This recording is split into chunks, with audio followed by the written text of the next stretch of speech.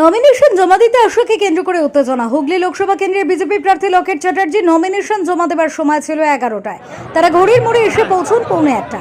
আর হুগলির 3টি কেন্দ্রের সিপিএম এর প্রার্থীর নমিনেশন জমা দেওয়ার সময় ছিল 12:30। বিজেপি পদযাত্রা করে আসে চুচুড়া স্টেশন থেকে ডিএম অফিস পর্যন্ত। আর এদিকে চুচুড়া আখন বাজার থেকে পথসভা করে আসে সিপিএম প্রার্থীরা। দুই দলে ঘড়ির মোড়ে এসে পৌঁছন 1:15টায়। বিজেপি প্রার্থীদের দেরি হওয়াকে কেন্দ্র করে দুই দলের মধ্যে বচসা এবং ঠেলাঠেলি শুরু হয়।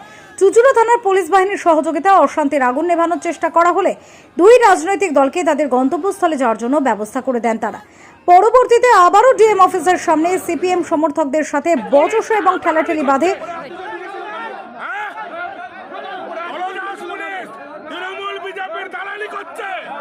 সঙ্গে P Chowdhury report, Republic news.